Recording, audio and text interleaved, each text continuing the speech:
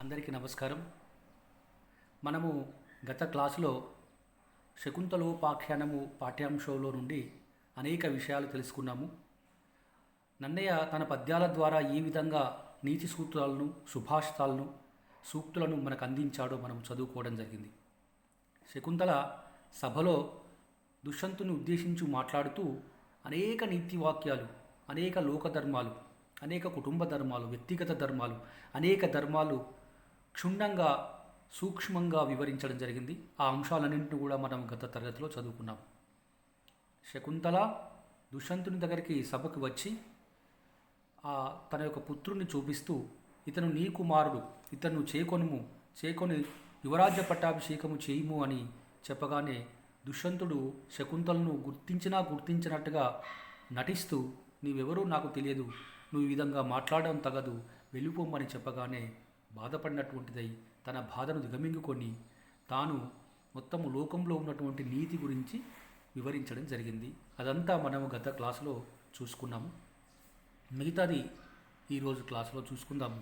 ఈ రోజుతో ఈ శకుంతలోపాఖ్యానము పాఠ్యాంశాన్ని పూర్తి చేసుకుందాం.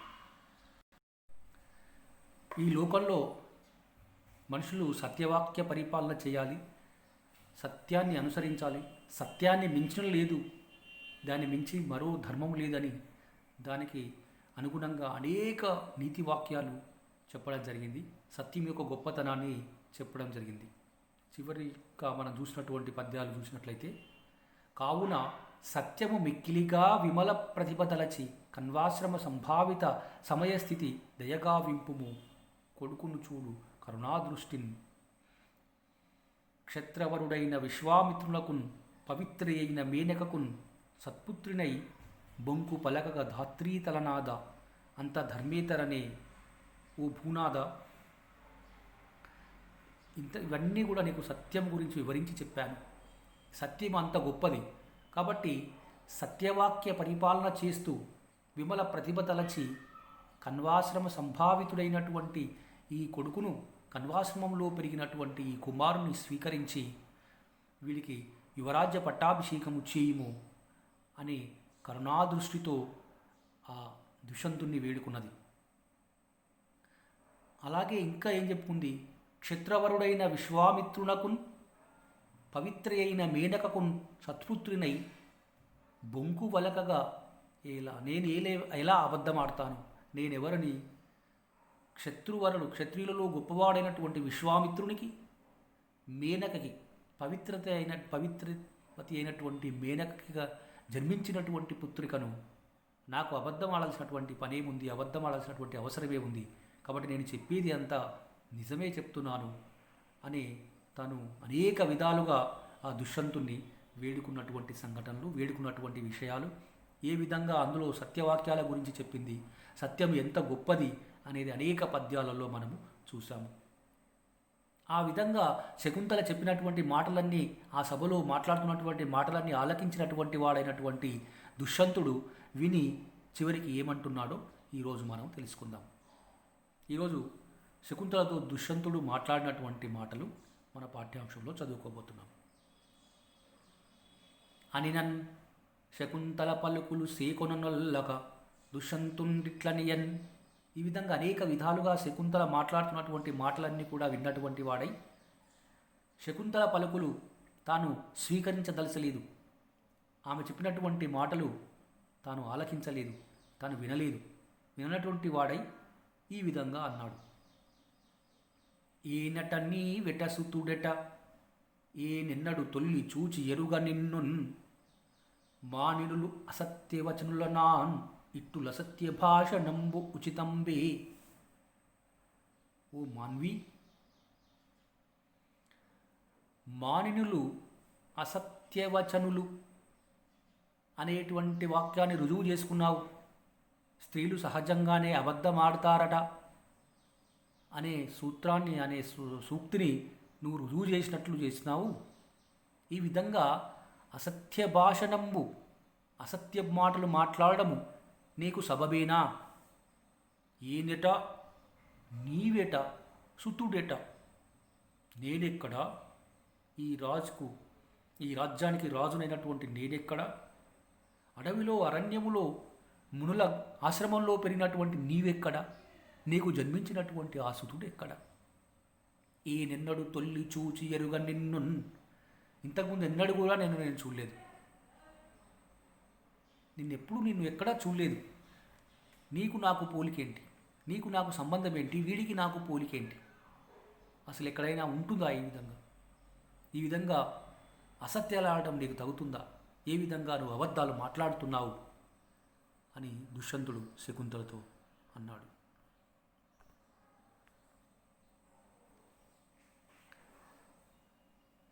పొడుపున ప్రాయంబున కడు కడిది బలంబునన్ చూడగా సదృశున్ ఈ కొడుకని ఈతనినెంతయున్ ఎడమడుగ చూపతెత్తెయిందరు నగగన్.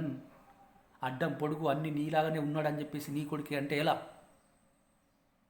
పొడుగునన్ ప్రాయంబునన్ కడుకడిది బలంబునన్ చూడగా సదృశుడు నీ కొడుకని, వీడు చూడ్డానికి నాలాగానే ఉన్నాడు, పొడుగు నాలాగానే ఉన్నాడు, ప్రాయము నాలాగానే, అన్నీ కూడా చూడ్డానికి నాలాగానే ఉన్నాడని చెప్పేసి చెప్తూ వీడు నీ కొడుకే అని చెప్పేసి తీసుకురావడం ఏ విధంగా ధర్మమా?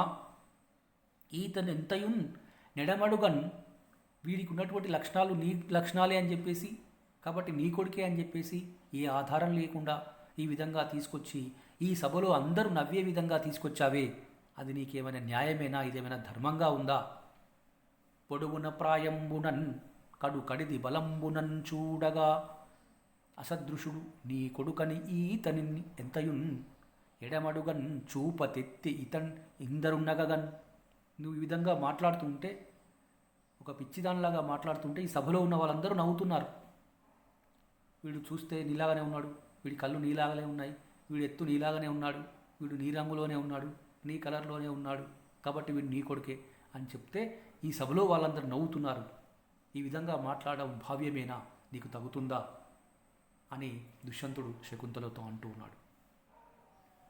ఇట్టి లోక విరుద్ధంబులకే మూడుదు మయుక్తంబులైన పలుకుల్ పల్కగా నీ ఆశ్రమంబునకున్ పొమ్మనియన్. ఇట్టి లోక విరుద్ధములైనటువంటి మాటలు వినడానికి నాకు శక్యం కావట్లేదు. ఇక దాని గురించి నేనేం సమాధానం చెప్పాలి? మయుక్తంబులైన పలుకులు, ఈ మాయమాటలు ఇంకా చాలు, ఇక ఆపి నీ ఆశ్రమమునకు వెళ్ళిపో అని చాలా కఠినంగా ఆ దుష్యంతుడు సభలో హేళనగా శకుంతలను ఉద్దేశించి మాట్లాడినటువంటి వాడైతే, ఆ శకుంతల అత్యంత సంతాపితాంతఃకరణయై, ఆ మాటలు విన్నటువంటి శకుంతల అత్యంత సంతాపితాంతఃకరణయై, అత్యంత బాధ చెందినటువంటిదై, సంతాపం చెందినటువంటిదై, కోపాన్ని దుఃఖాన్ని దిగమింగుకొని జరిగినటువంటి ఎన్ని సంఘటనలు ఎన్ని ఉదాహరణలు చెప్పినా ఆ దుష్యంతుడు నమ్మకుండా తనను అవమానిస్తూ వెళ్ళిపోమ్మంటున్నటువంటి మాటలు తన చెవులకు కఠినంగా తోచక అత్యంత బాధాతప్త హృదయురాలైనటువంటి ఆ శకుంతల ఎంతో బాధపడుతూ, తడయక పుట్టిన నాడ తల్లిచే తండ్రిచే విడువబడితిన్, ఇప్పుడు పతి చేతన్ విడువబడియదనొక్కో నుడువులు వేయి ఇంకేలా ఇపాటి నోములు తొల్లి కడగి నోచితిగాకేమి అనుచున్ కందెందెందంబునన్. తన మనసులో తానే ఎంతో బాధ చెందింది. తన మనసులో తానే బాధపడి దిగమింగుకొని, తడయక పుట్టిన నాడ తల్లిచే తండ్రిచే విడవబడితిన్, పుట్టగానే తల్లిదండ్రులు నన్ను వదిలేశారు, ఇప్పుడు పతి చేతన్ విడువబడియదనొక్కు, ఇప్పుడు భర్తచే వెలివేయబడుతున్నాను, నుడువులు వేయి ఇంకేలా, ఇక నేను ఏం మాట్లాడాలి? నేను చెప్పవలసిందంతా చెప్పాను, నాకు తెలిసిందంతా చెప్పాను, ఇంతకన్నా ఇంకా చెప్పేది ఏముంటుంది? ఇంకా 1000 మాటలు చెప్పడానికి ఏమున్నాయి? ఇప్పాటి నోములు తొల్లి కడగి నోచి తిన్గాకేమి నేను నా పూర్వజన్మలో ఏ పాపం చేశాను, ఏ నోములు నోచాను, దాని ఫలితమే నేను ఈరోజు ఈ విధంగా అనుభవించడానికి వచ్చింది. ఇప్పాటి నోములు తుల్లి కడగి నూచితిగా కీమి అనుచున్ కందెడెందంబునన్. చాలా కరుణార్ద్ర హృదయంతో, బాధతో, నిజంగా అంత పెద్ద కొడుకుని తీసుకొని ఆ సభలోకి వచ్చినప్పుడు, ఆ విధంగా అవమానించినప్పుడు తనకిక దారేది, దిక్కేది? ఇటు భర్త లేకుండా పుత్రుని కన్నదనేటువంటి అవమానం ఒకవైపు, తన భర్త చూసి కూడా చూడనట్లు నటిస్తూ సభల నుంచి వెళ్ళుకుంటున్నటువంటి అవమానం ఇంకొక వైపు. ఇన్ని అవమానాలు, ఆ సభలో ఉన్నటువంటి వాళ్ళు నవ్వేటువంటి, చూసేటువంటి, అవమానిస్తున్నటువంటి ఆ వెకిలి చేష్టలు, వెకిలి చూపులు ఒకవైపు. ఇవన్నీ తట్టుకోలేక, ఇవన్నీ భరించలేక తాను చేయని తప్పుకు శిక్షను అనుభవిస్తున్నట్లు, నేనేం తప్పు చేశాను, పూర్వజన్మలో నేనేం పుణ్యపాపాలు చేశాను, ఏ నోములు నోచాను, ఆ నోముల ఫలితాన్నే ఇప్పుడు నేను అనుభవిస్తున్నాను. తడయక పుట్టిన నాడ తల్లిచే తండ్రిచే విడువబడి తిన్. తడయక పుట్టిన నాడ తల్లిచే తండ్రిచే విడువబడి తిన్. ఇప్పుడు పతి చేతన్ విడువబడి ఎదనొక్కు. నుడువులు వేయి ఇంకేల ఇప్పాటి నోములు తుల్లి కడగి నోచితినిగాకేమి అనుచున్ కందెటెందంబునన్. మనసులో బాధపడుతూ, కరుణార్ధ హృదయంతో, ఇక ఏ దిక్కు రక్షించేవారు, ఏ అవకాశము లేనటువంటిదై, ఏమి చేయాలో తోచినటువంటి స్థితిలో, ఎటు పోవాలో పాలుపోనటువంటి దశలో ఇట్లు తద్దయు దుఃఖించి విగతాశయై పూరణ దురంగు బాష్ప జలంబులు అందందు ఎత్తుకొనుచు.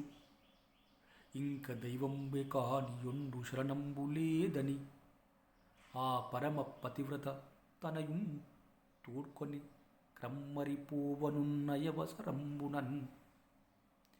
ఇట్లు తద్దయు దుఃఖించి విగతాశయై పూరణ దురంగు బాష్ప జలంబులు అందంద ఎత్తుకొనుచు. తాన దుఃఖానికి పొంగి వస్తున్నటువంటి, దుఃఖ సాగరము నుండి వస్తున్నటువంటి, దీనమైనటువంటి తన బాధ నుండి వెలువడుతున్నటువంటి కన్నీటి దారలను తూర్చుకోవడానికి కూడా అవకాశం లేనటువంటి ఆ కన్నీటిని బాష్ప జలంబులు అందంది ఎత్తుకొనుచు, అంటే కళ్ళలో నీరు కళ్ళనే ఇంపజేసుకొని, కళ్ళనే ఒత్తుకొనుచు. ఇంక దైవంబే కాని యొండు శరణంబు లేదు అని, ఇంకా నన్ను ఎవరు రక్షించాలి, ఇంకా నాకు మార్గమేది, నాకు దిక్కేది, ఎవరు నన్ను కాపాడుతారు అని అమితమైనటువంటి బాధ చేత, దుఃఖము చేత తద్దయు దుఃఖించి విగతాశే, గతించిపోయినటువంటి ఆశ కలిగినటువంటిదై పూరణ తొరగు బాష్ప జలంబులు అందంత ఎత్తుకొనుచు, వెలువడుతున్నటువంటి ఆ బాష్ప కణాలను, కన్నుళ్ళు తెచ్చుకొనుచు. ఇంక దైవంబే కాని యొండు శరణంబు లేదు. ఇక నన్ను ఎవరు కాపాడతారు? దిక్కులేని వారికి దేవుడే దిక్కు అన్నట్టు, ఆ దేవుడు తప్ప నన్ను కాపాడేవారు ఇంకెవరూ లేరు అని ఆ పరమ ప్రతివ్రత తనయు తోడ్కొని క్రమ్మరిపోవనున్నన్ ఆ అవసరమునన్. ఇక ఆ ప్రతివ్రత అయినటువంటి శకుంతలాదేవి, ఇక నాకు ఇక్కడ స్థానం లేదు, ఇక్కడ ఉండి నేను ఏం చేయాలి, అవమానం ఇంకా ఎంతకాలం భరించాలి, ఇంకేం చేయాలి, ఇంకెంతకన్నా ఏం చేయాలని చెప్పేసి తన కుమారుని తోడుకొని వెళ్తున్నటువంటి ఆ సమయంలో పోవనున్న ఆ అవసరమునన్, అంటే ఆ సమయంలో కనగొని వీడు నీకున్ శకుంతలకున్ ప్రియనందనుండు సే కొని భరింపు మీతనిన్. శకుంతల సత్యము వల్కెన్ సాధ్వి సద్వినుత మహాపతివ్రతయ వివేకముతోనన్ అని దివ్యవాణితా వినిచన్ ధరాధినాధునకు విస్మయమందగ సభాసదుల్ తత్సభాసదుల్ విస్మయమందగా ఆశ్చర్యపడే విధంగా, విస్మయం చెందే విధంగా ఆ ధరాధినాధునకు ఆకాశవాణి వినిచన్, ఆ సభాసదులందరూ కూడా ఆశ్చర్యపడే విధంగా ఆ మహారాజునకు ఆకాశవాణి ఈ విధంగా వినిపించింది.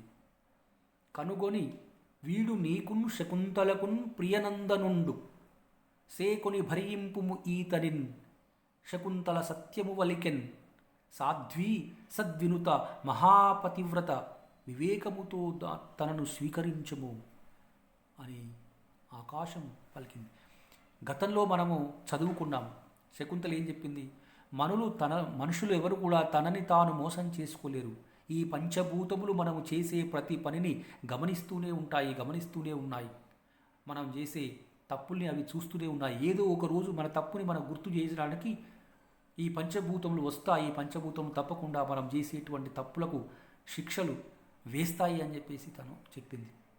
చెప్పినట్లుగానే ఈరోజు ఆకాశవాణి జరిగినటువంటి సంఘటనని ఆ మహాసభలో అందరూ ఆశ్చర్యపడే విధంగా ఆ రాజుకు వినిపించింది. ఓ మహారాజా, వీడు నీకును శకుంతలకును ప్రియనందనుడు, శకుంతలకు నీకు జన్మించినటువంటి కుమారుడు వీడు. సేకొని వీరిని భరింపుము, వీరిని స్వీకరించుము. శకుంతల సత్యము వలికెన్, తను సాధ్వి సద్వినుత మహాప్రతివ్రత, తను చెప్పినటువంటి మాటలన్నీ నిజము, అందులో ఏ ఒక్క అబద్ధం కూడా లేదు. కాబట్టి వీడు నీ కుమారుడే, శకుంతలకు నీకు జన్మించినటువంటి కుమారుడే, కాబట్టి వీడిని స్వీకరించుము అని చెప్పేసి ఆకాశవాణి పలికింది. ఆ ఆకాశవాణి పలికినటువంటి మాటలు ఆ సభలో ఉన్నటువంటి వాళ్ళంతా కూడా ఆశ్చర్యశక్తులై విన్నారు. కాబట్టి మనము దీని ద్వారా అర్థం చేసుకోవాల్సినటువంటి నీతి ఏంటంటే, పిల్లి పాలు తాగుతూ నన్ను ఎవరు చూడట్లేదు అనుకున్నట్లుగా మనం కూడా ఎప్పుడు ఏదో తప్పు పని చేస్తూ ఉంటాము. తప్పు పని చేస్తున్నప్పుడు మనం ఎవరు గమనిస్తలేరు కదా, నాకేం కాదు కదా అనుకుంటాము.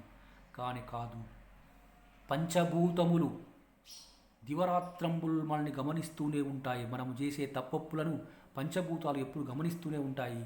ఆ టైం వచ్చినప్పుడు అవి పనిష్మెంట్ ఇస్తాయి, మనం శిక్ష అనుభవించాల్సి వస్తుంది. కాబట్టి మనం ఏ తప్పు చేయకుండా ధర్మ మార్గంలో, సత్య మార్గంలో నడవాల్సినటువంటి బాధ్యత మన మీద ఉంది. ఆ సత్యాన్ని నేర్చుకోవడమే, మన ధర్మాన్ని నేర్చుకోవడమే మనము తెలుసుకునేటువంటి గొప్ప జ్ఞానం. జ్ఞానం అంటే వేదాలు, పురాణాలు చదువుకోవడం కాదు. మన ధర్మం ఏంటి, మన కర్తవ్యం ఏంటి, సత్యం ఏంటి, నిజమేంటో తెలుసుకొని సన్మార్గంలో నడవడమే మనము నేర్చుకునేటువంటి గొప్ప జ్ఞానం. ఆ జ్ఞానాన్ని మనం ఈరోజు ఈ మహాభారతం ద్వారా, నన్నయ్య నీతి వాక్యాల ద్వారా, నన్నయ్య సూక్తుల ద్వారా, సుభాషితాల ద్వారా మనం తెలుసుకుంటున్నాం. కాబట్టి ఈ పాఠ్యాంశం ద్వారా ఇలాంటి అనేక విషయాలు మనం తెలుసుకోవాలి. ఇలాంటి విషయాలన్నీ నానా రుచిరార్థ సూక్తినిధి నన్నయ్య భట్టు తెనుంగునన్ మహాభారత సంహిత రచనాబంధరుడయ్యే జగద్దితంబుగన్. నానా రుచిరార్థ సూక్తి నిధి, నా అనేకమైనటువంటి రుచిరార్థములు కలిగినటువంటి సూక్తులకు నిధి వంటిది నా మహాభారతం అని నన్నయ్య చెప్పుకున్నాడు. అలాంటి అనేక సూక్తులు ఈరోజు మనం చదువుకుంటున్నాము. చదువుకొని వదిలేసినంత మాత్రాన కాదు, ఆ సూక్తులన్నీ కూడా మన నిజ జీవితంలో మనం ఆచరిస్తూ ఇతరులకు ఆచరింపజేసినప్పుడే వాటికి సార్థకత చేకూరుతుంది. ఈ పాఠ్యాంశం ప్రవేశపెట్టినందుకు, మనం దీన్ని చదువుకున్నందుకు దానికి సార్థకత సమకూరుతుంది. కాబట్టి ఇవన్నీ కూడా మనం నన్నయ్య చెప్పినటువంటి మహాభారతంలో ఉన్నటువంటి నీతి వాక్యాలన్నీ కూడా నేర్చుకొని అవన్నీ కూడా మనం తప్పకుండా అనుసరించాలి. ఈ విధంగా ఆకాశవాణి చెప్పినటువంటి మాటలు విని ఇట్లెల్లవారులకు అది హర్షంబుగా శకుంతల పతివ్రతాత్వంబున్ సత్యంబున్ భరతోత్పత్తియున్ ప్రశంసించుచు వేలుపుల పలుకులు అతి వ్యక్తంబులై ఆకాశంబు వలన వీతెంచినన్ విరి దుష్యంతుడు సభాసదుల్ వినన్ ఇట్ల నియన్.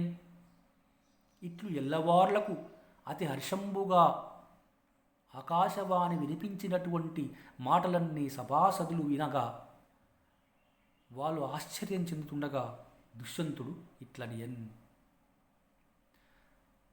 ఆకాశవాణి ఏం చెప్పింది? శకుంతల పతివ్రతాత్వంబున్ సత్యంబును భరతోత్పత్తియున్. శకుంతల యొక్క పాతివ్రత్యాన్ని, తన సత్యవాక్ పరిపాలనను, భరతుని యొక్క ఉత్పత్తిని, భరతుని యొక్క ఉద్భవాన్ని, భరతుని యొక్క జన్మ వృత్తాంతాన్ని చెప్పగా ఆ ఆకాశవాణి, ఆకాశదేవతి పంచభూతాలే చెప్పగా ఆ పలుకులు అతివ్యక్తంబులై ఇంకా దాన్ని అధిగమించడానికి లేదు, ఇది తప్పు అనడానికి లేదు. ఎందుకంటే ఆకాశవాణి, పంచభూతములు, దైవత్వమే చెప్పినప్పుడు దానికి సాక్ష్యం రుజువేముంటాయి. ఆ ఆకాశంబు వలన వీతెంచినన్ విని దుష్యంతుండు సభాసతుల్ వినన్ ఇట్లనియన్. అప్పుడు అందరూ వినగా ఈ విధంగా అన్నాడు.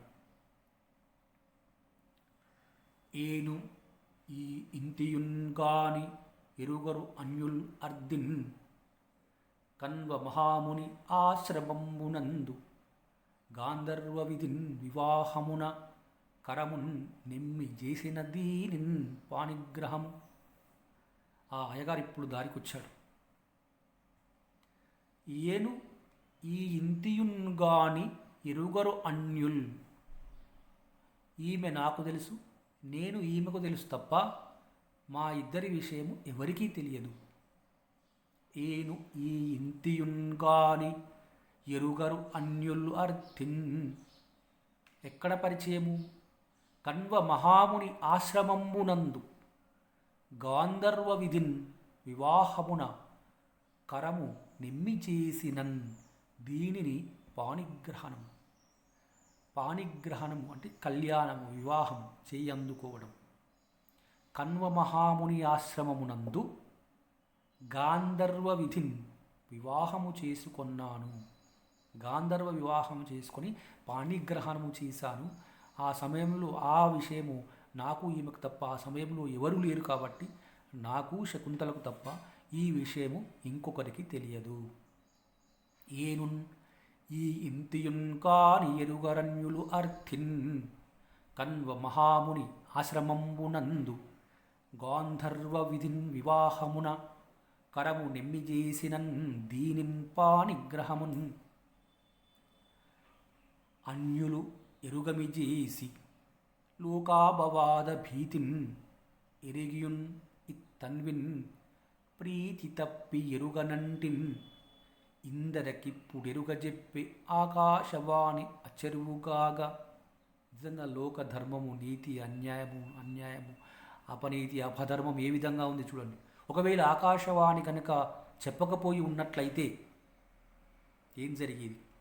ఆయన ఆకాశవాణి చెప్పగానే ఒక గొప్ప మహారాజు అయి ఉండి కూడా అప్పటిదప్పుడు ఏ విధంగా మాట మార్చగలిగాడు అంటే ఆ కాలం నుండే ఈ రాజకీయాల్లో, రాజులలో, పరిపాలకులలో మాట అప్పటిదప్పుడే మార్చడం అనేది ఆ రోజు నుంచి మనకు కనబడుతుంది. ఒక క్షణంలో మాట ఏ విధంగా మార్చేశాడు, ఎంత మారిపోయింది మొత్తం. ఆ వైపు నుంచి ఈ వైపుకు, నెగటివ్ నుంచి పాజిటివ్కు కంప్లీట్గా పూర్తిగా మొత్తం ఒక రౌండ్ 360 degrees మొత్తం పూర్తిగా మారిపోయింది.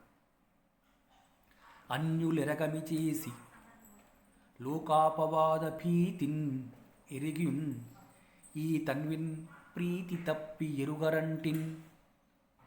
అన్యులెరగమి చేసి, ఇతరులు ఎవరికి తెలియదు కాబట్టి లోకాపవాద భీతిన్, వారెందుకు నేను ఈ నిర్ణయం తీసుకున్నానంటే ఒక అపనింద పడుతుందండి.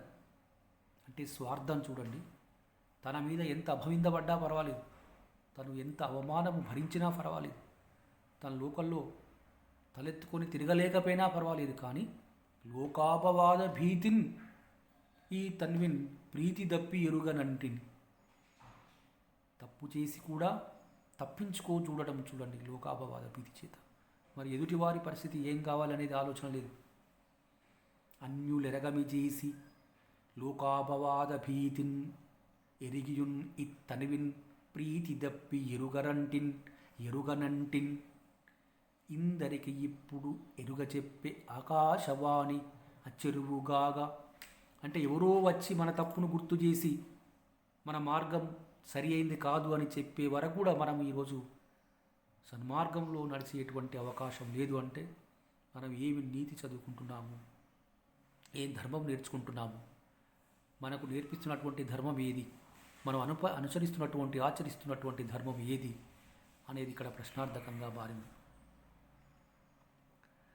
అని మహానురాగంబునన్ కొడుకును ఎత్తుకొని హర్షాపులకలెసగగా ఆలింగనంబు సీసి శకుంతలా మహాదేవిన్ అతి ప్రణయ గౌరవంబునన్ సంభావించి యువరాజ్యంబునకున్ భరతున్ అభిషక్తుంజీసి పెద్ద కాలంబు రాజ్య సుఖంబుల్ అనుభవించి తన రాజ్యభారమంతయున్ భరతున్ పూంచి దుష్యంతుడు తపోవనంబునకు వరెగెన్. ఇదంతా ఆకాశవాణి చెప్తే కానీ వాటిలో పరివర్తన రాలేదు. ఎన్ని నీతులు చెప్పినా ఈ లోకానికి, ఎన్ని సత్యవాక్యాలు చెప్పినా, ఎన్ని ఉదాహరణలు చెప్పినా ఎవరో ఒకరు ఆ ముళ్ళు పట్టి పొడిస్తే తప్ప మనకు నిజం తెలియదు. కాబట్టి విద్యార్థులారా, మీరు తప్పకుండా ఈ విషయాలన్నింటినీ గమనించి జరుగుతున్నటువంటి అన్యాయాన్ని, లోక భీతిని, లోక అపవాదాలన్నింటినీ తెలుసుకోవాలని చెప్పేసి ఈ పాఠ్యం ద్వారా మనం తెలుసుకుంటున్నాము. ఆ ఆకాశవాణి చెప్పగానే వినినటువంటి వాడైనటువంటి ఆ దుష్యంతుడు మహానురాగంబునన్ కొడుకును ఎత్తుకొని, అంతవరకు నాకెవరో తెలియదన్నటువంటి ఆ కొడుకును ఎత్తుకొని హర్షపులకలు ఎసగంగా అప్పటిదప్పుడే ఆలింగనము చేసి శకుంతలా మహాదేవిన్ అతి ప్రణయ గౌరంబునన్ సంభావించి యువరాజ్యంబునకున్ భరతున్ అభిషక్తుంజేసి పెద్ద కాలంబు రాజ్య సుఖంబులు అనుభవించి తన రాజ్యభారంబంతయున్ భరతున్ పూంచి దుష్యంతుండు తపోవనంబునకు అరిగినన్. ఆ రాజ్యభారాన్నంతా కూడా భరతునికి అప్పగించి తాను తపోవనానికి వెళ్ళిపోయాడు. ఆ భరతుడు ఈ రాజ్యాన్ని పరిపాలించాడు కాబట్టి మన దేశానికి భారతదేశం అనేటువంటి పేరు వచ్చిందని మనం ఈనాటికి చదువుకుంటూ ఉన్నాం. ఇప్పుడు ఆ భరతుడు అశేష భూభువన ధురంధరుడై వసుంధరం వరకి అనేక యాగములను పాయక భాస్కర జహ్ను కన్యకా సురచిత తీరదేశములను సువ్రతుడై యునరించి భూరి భూసులకు ఇచ్చే దక్షిణల్ శుద్ధ సువర్ణ గవాశ్వహస్తులన్. కన్వుడు చెప్పినట్లుగా, కన్వుడు పెంచినట్లుగా, కన్వుడు నేర్పినట్టుగా అనేక విద్యలు, మంచి మార్గాలు, సూక్తులు, నీతులు, ధర్మ మార్గము, సత్య మార్గం అన్నీ నేర్చుకున్నటువంటి ఆ భరతుడు రాజ్యాన్ని స్వీకరించి అనేక సంవత్సరాలు ఆ రాజ్యాన్ని పరిపాలిస్తూ రాజ్యాన్ని విస్తరించి ఆ రాజ్యంలో ఉన్నటువంటి ప్రజలు సుఖశాంతులుగా పరిఢవిల్లే విధంగా పరిపాలన చేసినటువంటి వాడైనట్టు కాబట్టి ఆ రాజ్యానికి, ఆ దేశానికి భారతదేశము, భరత భూమి, భరతఖండము అనే పేరు సార్థకమైంది అని చెప్పేసి మనము ఇప్పటికి కూడా మనం గమనించవచ్చు. కాబట్టి విద్యార్థులారా, పాఠ్యాన్ని వీక్షిస్తున్నటువంటి జనులారా అందరి కూడా నమస్కరిస్తూ, నన్నయ్య చెప్పినటువంటి కవితా లక్షణాలు సారమతీన్ కవీంద్రులు ప్రసన్న కథా కలితార్థయుక్తి లో నారసి మేలనన్ ఇతరులు అక్షర రమ్యతనాధరింప నానా రుచిరార్ధ సూక్తినిధి నన్నయ్య బట్టు తెనుంగునన్ మహాభారత సంహిత రచనాబంధరుడై జగద్దితంబుగన్. సారమతులైనటువంటి కవీంద్రులు లోపలికి వెళ్ళి కనుక చూస్తే, సారమతులైనటువంటి కవీంద్రులు లోపలికి వెళ్ళి చూస్తే ప్రసన్న కథా కలితార్థయుక్తి, అనేకమైనటువంటి కథలు ప్రసన్నమవుతాయి, ప్రత్యక్షమవుతాయి. కవితార్థయుక్తి, అర్థయుక్తి కలిగినటువంటి, అంటే ముందు జరగబోయే భావి కథను చూపించేటువంటి సందర్భానికి అనుగుణమైనటువంటి అర్థయుక్తి కలిగినటువంటి అనేకమైనటువంటి కథలు, చాలా కథలు ప్రసన్నమవుతాయి, ప్రత్యక్షమవుతాయి. అదే పండితేతరులైనటువంటి వాళ్ళు, కవియేతరులైనటువంటి వాళ్ళు, నిరక్షరాశులైనటువంటి వాళ్ళు కనుక చూస్తే నా మహాభారతంలో అక్షర రమ్యత ఉంది. నన్నయ్య ప్రసన్న కథా కలితార్థయుక్తి ద్వారా అర్థయుక్తి, అక్షర రమ్యత ద్వారా శబ్దయుక్తి సాధించాడు అని చెప్పుకోవచ్చు. ఈ విధంగా అర్ధయుక్తి శబ్దయుక్తి కలిగినటువంటిది శబ్దార్థౌ సహితౌ కావ్యం. అర్థంతో కూడినటువంటి శబ్దం కలిగినటువంటిదే కావ్యం అవుతుంది. కాబట్టి అర్ధ శబ్దయుక్తులు కలిగినటువంటి ఈ కావ్యము చాలా గొప్ప కావ్యంగా కీర్తించబడుతూ ఉంది, గొప్ప కావ్యంగా ప్రశంసించబడుతూ ఉంది. ఈ రెండు లక్షణాలతో పాటు మూడో లక్షణమైనటువంటి నానా రుచిరార్థ సూక్తి నిధి, అనేకమైనటువంటి రుచిరార్థములైనటువంటి సూక్తులకు ఇది నిధి అని చెప్పుకున్నాడు. మనము శకుంతలోపాఖ్యానము, శకుంతల కథ పాఠ్యాంశం మొత్తం చూసాము. పాఠ్యాంశంలో అడుగడుగునా పద్యంలో ప్రతి పద్యము ఒక నీతియుక్తమైనటువంటి ముక్తకంగా బాసిల్లుతున్నది. ప్రతి పద్యంలో ఏదో ఒక నీతి బోధించబడుతూ ఉంది. వ్యక్తిగత నీతి, కుటుంబగతమైన నీతి, సాంసారికమైన నీతి, ధర్మార్థ కామమోక్షములు, సామాజికమైన నీతి, రాచరికమైనటువంటి నీతి, అనేక ఈ విధంగా చూసినట్లయితే మొత్తం సమాజములో ఉన్నటువంటి అన్నీ మహాభారతంలో ఉన్నాయి. మహాభారతంలో లేనటువంటి సమాజంలో లేవు అనే విషయం నిజమే అని మనకి ఇక్కడ స్పష్టమవుతుంది. కానీ ఉన్నంత మాత్రాన ఏం లాభం? అవన్నీ మనం నేర్చుకోవాలి, చదువుకోవాలి, తెలుసుకోవాలి, ఆచరించాలి. దానికోసమే ఈ పాఠ్యాంశాన్ని మనకి ప్రవేశపెట్టడం జరిగింది. ఈ పాఠ్యాంశాన్ని చదువుకునేటువంటి అవకాశాన్ని కల్పించడం జరిగింది. కాబట్టి ఈ పాఠ్యాంశాన్ని చదువుకున్నప్పుడు ఆ పాఠ్యాంశానికి సార్థకత చేకూరాలంటే, దానికి న్యాయం జరగాలంటే ఎంతో కొంత మనం నేర్చుకొని ఆచరించాలి, ఇతరులను ఆచరింపచేయాలి. ఆ విధంగా చేసినప్పుడే ఈ పాఠ్యాంశానికి సార్థకత చేకూరుతుంది. ఈ పాఠ్యాంశం ప్రవేశపెట్టినందుకు సార్థకత కలుగుతుంది. కాబట్టి మనము ఈ పాఠ్యాంశాన్ని ఆ దృష్టితో ఆ విధంగా చదువుకోవాలి.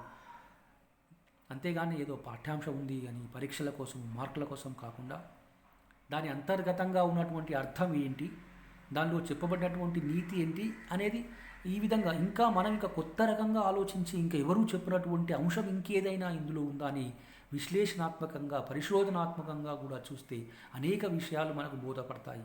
కొత్త రకమైనటువంటి అంశాలు. మనం ఇంతకుముందు చెప్పినట్టుగా నీళ్ళలో నీ నీడ చూసినట్లయితే నీ ప్రతిబింబం కనిపిస్తుంది అని ఒక సందర్భంలో శకుంతల చెప్పింది. అంటే నీళ్ళలో అని ఎందుకు చెప్పింది, అద్దంలో అని ఎందుకు చెప్పలేదు? అంటే అద్దంలో చూసుకుంటే మన ప్రతిబింబం ఎలాగో కనిపిస్తుంది, కానీ నీళ్ళలో చూసినప్పుడు మన ప్రతిబింబం ఎప్పుడు కనిపిస్తుంది? ఆ నీరు ప్రశాంతంగా కదలకుండా ఉన్నప్పుడే మన ప్రతిబింబం కనిపిస్తుంది. కాబట్టి ఆ విధంగా మనము మన మనసును ప్రశాంతంగా ఉంచినప్పుడే ఈ లోకం మనకు అర్థమవుతుంది. ఈ విధంగా ఒక కొత్త కోణంలో మనము చూసే విధంగా, కొత్త కోణంలో మనం అర్థం చేసుకునే విధంగా, కొత్త కోణంలో ఆలోచించే విధంగా, విశ్లేషించే విధంగా, పరిశోధించే విధంగా పాఠ్యాంశాలని మనం చదువుకోవాలి. కాబట్టి విద్యార్థులారా, మీరంతా కూడా మీ యొక్క స్వతంత్రమైనటువంటి ప్రతిభా చేత ఒక కొత్త ఆలోచనతో ఈ పాఠ్యాంశాన్ని చదువుకొని, ఈ పాఠ్యాంశంలో ఉన్నటువంటి నీతులు నేర్చుకొని ఒక కొత్త అంశాన్ని మీరు ప్రతిపాదించాలి అని చెప్పేసి నేను మనస్ఫూర్తిగా కోరుకుంటూ ఈ పాఠ్యాంశాన్ని, ఈ పాఠ్యభాగాన్ని ఇంతటితో ముగిస్తూ ఉన్నాను. మనకు డిగ్రీ ప్రథమ సంవత్సరం అంటే మొదటి సెమిస్టర్లో ఉన్నటువంటి మొదటి పాఠము శకుంతలోపాఖ్యానము అనే పాఠ్యభాగము పూర్తిగా చదువుకున్నాము. మొదటి నుండి చివరి వరకు ఈ పాఠ్యభాగం పరిచయం నుంచి మొదలుకొని నన్నయ్య గురించి, నన్నయ్య కవితా లక్షణాల గురించి, దానికి అనేకమైనటువంటి ఉదాహరణలు, సోదాహరణంగా తర్వాత ఈ పాఠ్యభాగంలో ఉన్నటువంటి ప్రతి పద్యంలో ఉన్నటువంటి విశేషాంశాలతో పాటు ఈ పాఠ్యాంశాన్ని క్షుణ్ణంగా మనము చదువుకోవడం జరిగింది. కాబట్టి మీరు కూడా క్షుణ్ణంగా చదువుకొని భిన్నమైనటువంటి దృక్పథంతో, కొత్త ఆలోచన విధానంతో ఈ పాఠ్యాంశాన్ని చూస్తూ, ఈ పాఠ్యాంశంలో ఉన్నటువంటి ఇంకా అంతర్గతంగా ఉన్నటువంటి లోనారసి సారమతిన్ ప్రసన్న కథాకలితార్థయుక్తి లోనారసి వెళ్ళి చూసినట్లయితే అనేకమైనటువంటి కథలు అర్ధయుక్తి ప్రసన్నమవుతుంది అని నన్నయ్య చెప్పినట్లుగా మీరు కొత్త కోణంలో లోతుగా వెళ్ళి పరిశీలించండి. మీకు ఇంకా కొత్త విషయాలు ఈ పాఠ్యాంశం ద్వారా నేర్చుకునేటువంటి అవకాశం కలుగుతుంది అని మరొకసారి విన్నవిస్తూ ఈ పాఠ్యాంశాన్ని ఇంతటితో ముగిస్తూ ఈ పాఠం అయిపోయిందిగా చెప్తూ ఇంతటితో ఈ పాఠాన్ని ముగిస్తున్నాను. మరొకసారి అందరికీ నమస్కారం.